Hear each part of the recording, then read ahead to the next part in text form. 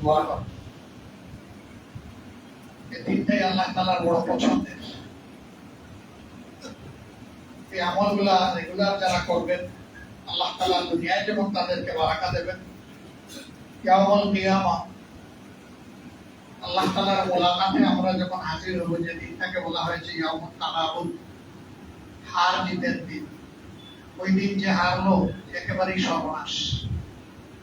আর ওই দিন হারা থেকে আল্লাহ যাকে মেহরবানি করে বাঁচাই দিলেন, আলহামদুলিল্লাহ, তার জন্য সুখ শান্তি আর কোনো অভাব নেই।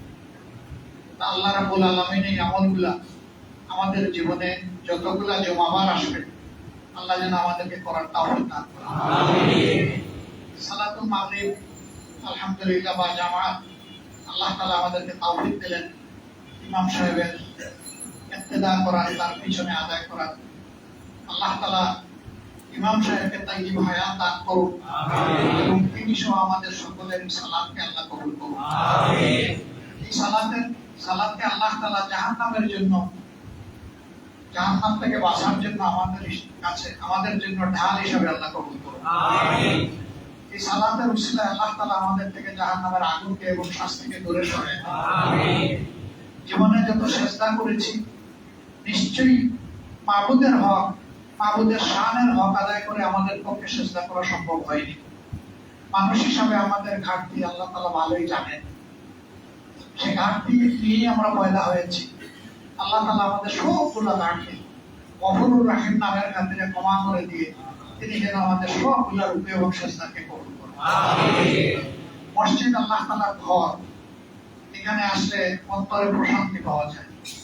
যারা আসে না তারা এই নিয়ামত থেকে বঞ্চিত, যারা আসেন তাদের অন্তর আল্লাহর রহমতে প্লাবিত। সালাত একমাত্র ইবাদত। আল্লাহ তাআলা হজ, যাকাত, রোজা, সাদাকা এই সমস্ত আয়াতের বিধান জমিনে নাযিল করেছেন। আর একমাত্র ইবাদত আল্লাহ তাআলা তার হাবিবকে অতি মহব্বতের সাথে দাওয়াত দিয়ে জমিন থেকে উঠায়া আরশে আজিমের কাছে নিয়ে উপহার দিয়েছেন, এর নাম হচ্ছে নামাজ বা সালাত। আল্লাহু আকবার। এই জন্য এর মর্যাদা আলাদা। একমাত্র ইবাদত যেখানে বান্দা তার আল্লাহর দেওয়া সম্মানের কপালকে উঠাইয়া দেয় সিজদায়। আর কোন ইবাদতে সিজদা নেই, একমাত্র নামাজের মধ্যেই সিজদা আছে। রুকুতে গিয়ে মাথা নয়া বলে, আল্লাহ আমি তোমার শানের কাছে বিনীত হয়ে গেলাম, আমার এই বিনয়কে কবুল করো। আর সিজদায় যখন লুটে পড়ে বলে, আল্লাহ এই মাটি থেকেই তুমি আমাকে পয়দা করেছো, আমার মর্যাদা এতটুকুই। মাটি মানুষের পায়ের নিচে থাকে, আমার মূল পরিচয় আমি তোমার গোলাম। তোমার এই গোলামের আবেগ নিয়ে আমি তোমার কুদরতের শানে আমার মাথাটাকে সঁপে দিলাম, তুমি আমার এই সিজদাটাকে আল্লাহ কবুল করো। আমিন।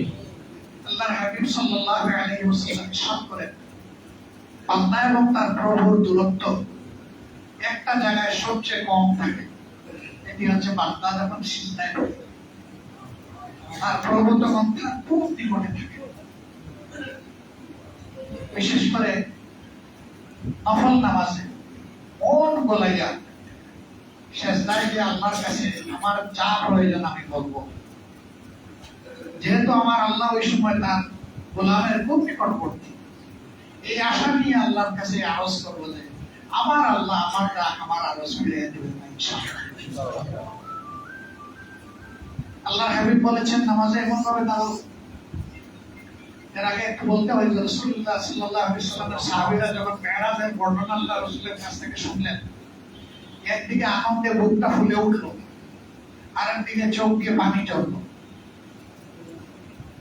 কোন কোন সাহাবা বললেন, হে আল্লাহর রাসূল, এমন নসিব কি আমাদের হবে যে মেরাজের নিয়ামত আল্লাহ আপনাকে দান করেছেন, আমরা কি সেটা পাবো? আল্লাহ রাসূলের মুখটা উজ্জ্বল হয়ে গেল। বললেন, আমাকে একবার দাওয়াত দিয়ে আল্লাহ তাআলা নিয়ে আমার উম্মতের জন্য কিয়ামত পর্যন্ত এই মেরাজকে মেরাজে জারিয়া করে দিয়েছে। সুবহানাল্লাহ। তো তোমাদের মেরাজ হচ্ছে নামাজ বা সালাত।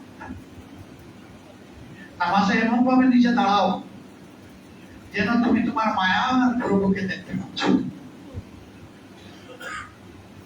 যদি তোমার ইমান এতটা একই এতটা মজবুত না হয়, তাহলে তুমি এই একই নিয়ে দাঁড়াও যে আমার দয়ার, আমার মায়া,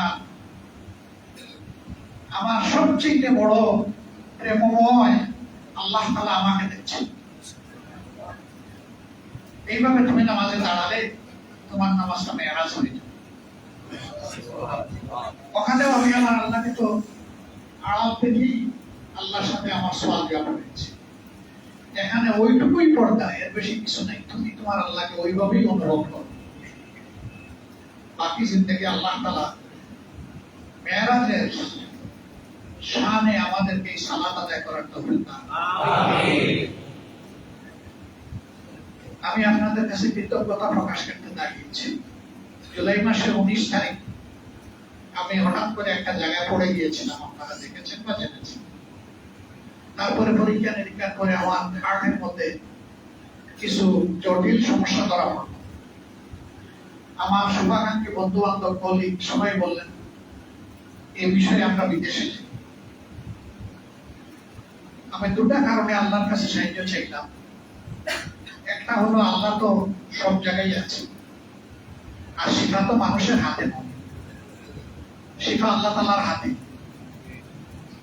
এই বাংলাদেশে এই রোগ নিয়ে হাজার হাজার মানুষ এখানেই চিকিৎসা নিয়ে সুস্থ হচ্ছে, আবার তাদের কাউকে যাদের হায়াত হয়ে গেছে তারা চলে যাচ্ছে।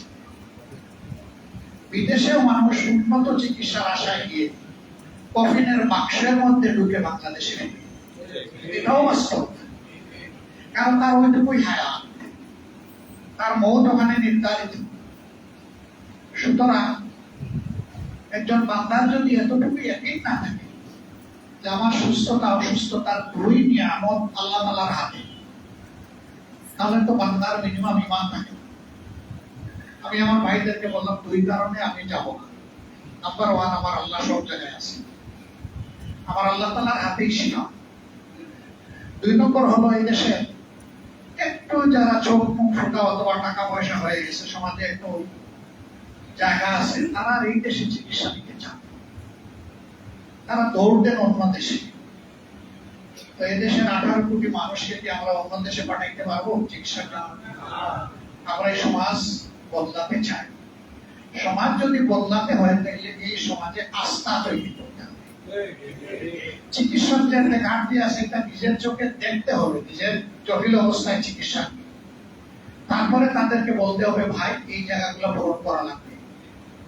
আবার চিকিৎসকরা যখন দেখেছে ওই পর্যায়ের লোকেরা দেশে 1 মিনিট থাকতে চায় না, তখন তারা মনে করে নিশ্চয়ই আমাদের উপরে আমাদের সমাজের আস্থা নাই। আস্থাহীনতার একটা দুর্বলতা নিয়ে যখন কেউ চিকিৎসা দিবে, তখন সে মন খুলে চিকিৎসা দিতে পারবে না। আমি এই 2 কারণে সিদ্ধান্ত নিয়েছিলাম, আল্লাহ তাআলা যেটা ফয়সালা সেটাই বান্দার জন্য উত্তম হবে। অপারেশনের টেবিলে আমি আমার চিকিৎসককে বলেছি আপনি বলে যান হুয়াইয়ে, আমি কে এটা মাথা থেকে ফেলে দেন। আপনার অন্য 10 জন রোগীর মতো আমি একজন সাধারণ রোগী, আপনি এইভাবে আমাকে চিকিৎসা না করলে আপনি স্নায়ুর চাপে ভুগবেন। উনি হাসছেন, জবাব দেন নাই। এরপরে বলছেন যে আপনি বললেই হলো, এটা তো চাইলেই পারা যাবে না। আলহামদুলিল্লাহ। এরপরে আমি তাকে বললাম যে যদি এই অপারেশন টেবিলে আমার ইন্তেকাল হয়ে যায়, আপনি এখানেও কোনো স্নায়ুর চাপ নেবেন না। কারণ আমি সবাইকে বলে এসেছি হায়াত মত কোনো মানুষের হাতে না, আল্লাহর হাতে। এবং কেউ আপনাকে সামান্য একটা কটু কথা বলবে না, এমনকি জিজ্ঞেস করবে না আমার রোগীটা কিভাবে মারা গেল, কেন মারা গেল। আপনি এতটুকু নিশ্চিত থাকতে পারেন। আর আমি যদি সুস্থ হয়ে উঠি, মেহরবানি করে আপনি এটা মনে করবেন না যে এটা আপনার অবদান, এটা আমার আল্লাহর অবদান। যিনি আমাকে নিয়ে যাবেন অপারেশনের টেবিলে চাইলে সেটাও তার ফয়সালা, আর যিনি আমাকে রেখে যাবেন সুস্থ হালতে এটাও তার ফয়সালা। এই কথাটা বলার পরে দেখলাম যে উনি একটু স্বাভাবিক হয়েছে।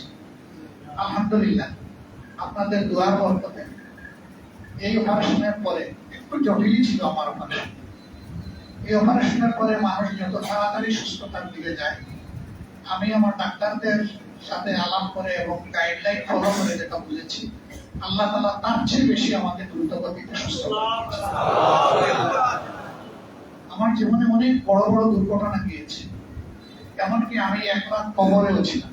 এটা বলার এখানে সুযোগ নেই, কোনদিন সুযোগ থাকলে বলবো ইনশাআল্লাহ। এই ঘাটগুলো থেকে আল্লাহ আমাকে বাঁচিয়ে দিয়েছেন। কেন আল্লাহ বাঁচিয়ে রেখেছেন? তিনি ভালো জানেন। এই প্রত্যেকটা ঘাটই দুনিয়া ছাড়ার জন্য যথেষ্ট ছিল। এরকম মিনিমাম 5টা ঘাট আমার জীবনে এসেছে। আল্লাহ তাআলা এই জায়গা থেকে আমাকে হেফাজত করেছেন। কিন্তু আমি এই হায়াত পেয়ে আমি কি পেরেছি আমার মাওলা নিয়ামতের শুকরগুজার করতে? আমার মনে হয় আমি পারিনি। আমার আল্লাহ যেন আমাকে ক্ষমা করে দেন। এই মসজিদের ভিতরে মসজিদ ভরা ফুলের বাগানের মতো আপনারা শান্তিতে বসে আছেন। কোনো এখানে মেলা টাকা নাই, বিশৃঙ্খলা নাই, কোন ধরনের নয়েজ নাই। কেন নাই? এটি আল্লাহর ঘর। ইমাম সাহেব নামাজ পড়িয়েছেন কিতাবুল্লাহ এবং সুন্নতে রাসূলুল্লাহ সাল্লাল্লাহু আলাইহি সাল্লামের অনুসরণে। এই জন্য আমরা মন করে তার অনুসরণ করেছি, সালাত আদায় করেছি। যেহেতু তিনি আল্লাহর কিতাব এবং রাসূল করিম সাল্লাল্লাহু আলাইহি সাল্লামের সুন্নাহ অনুযায়ী এই ইবাদতে আমাদের ইমামতি বা নেতৃত্ব দিয়েছেন, সেই কারণে আল্লাহর পক্ষ থেকে আমাদের কলবের মধ্যে প্রশান্তি আল্লাহ ঢেলে দিয়েছেন। এটি আল্লাহ তাআলার বিধানের বারাকাত। তার নামাজ আল্লাহর বিধান অনুযায়ী আদায় করলে যদি শান্তি থাকে, আল্লাহর কসম সমাজও আল্লাহর বিধান অনুযায়ী পরিচালিত করলে শান্তি আসবে। সমাজেও আল্লাহর বিধান ছাড়া শান্তি আসবে না রে ভাই। কিন্তু আমাদের চোখেই আমরা দেখে ফেললাম। নতুন করে পরীক্ষা নিরীক্ষার তো কোনো দরকার নাই। তাছাড়া আল্লাহ তাআলা আমাদেরকে হুঁশিয়ার করে দিয়েছে, আফাতুমিনুনা বিবাদিল কিতাবি ওয়া তাকফুরুনা বিবাদ। আমার যে কিতাব, যে কোরআন, এর এক অংশের উপরে কি তোমরা বিশ্বাস করো আর আরেক অংশকে তাকফির করো, অস্বীকার করো? ফামা জাযাউ মান ইয়াফআলু মিনকুম ইল্লা খিজয়ুন ফিল হায়াতিদ দুনিয়া।